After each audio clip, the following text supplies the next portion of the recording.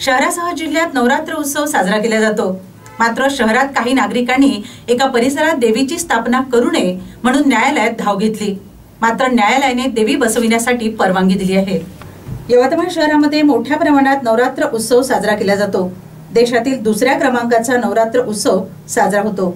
अनेक मंडळ गेली 50 वर्षांपासून सार्वजनिक दुर्गा उत्सव साजरा करतात। यवतमाळमध्ये प्रमुख मंडळामध्ये असलेल्या जगदंबा दुर्गा उत्सव मंडळ हे सुद्धा यापैकी एक मंडळ असून मंडळ गेल्या 23 वर्षापासून उत्सव साजरा करीत आहेत।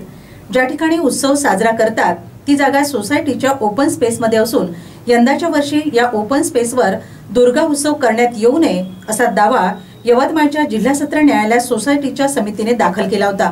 त्यामुळे जगदंबा मंडळ चिंतेचे वातावरण निर्माण झाले होते। यंदा उत्सव होणार की नाही याबाबत चर्चा सुरू झाल्या होत्या।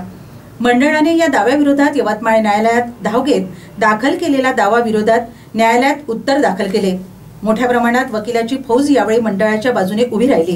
यावेळी जुने दस्तऐवज आणि धर्मदाय आयुक्त पोलीस विभाग यांनी दिलेल्या आधीच्या परवानगी न्यायालयात दाखल करण्यात आल्या। त्यावर सुमारे 4 तास सुनावणी न्यायालयात चालल्यानंतर आज यावर निर्णय देत सोसायटीचा दावा खारिज करीत दुर्गा उत्सव करण्यास हरकत नसल्याचे सांगितले। यावेळी एकच आनंद मंडळ करून व्यक्त करण्यात आला।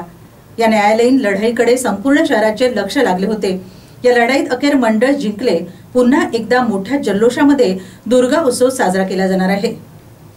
सन 2003 पासून माँ जगदंबा दुर्गा उत्सव मंडळ याची स्थापना झालेली आहे आणि आज तक सतत दुर्गा उत्सव साजरा करण्यात येत आहे। परंतु काही 4-5 लोकांनी त्या माँ जगदंबा दुर्गा उत्सव साजरा होऊ नये म्हणून न्यायालयात दावा दाखल केला होता आणि त्यामध्ये कोर्टाची दिशाभूल करून त्यांनी तात्पुरता मनाई हुकूम घेतलेला होता।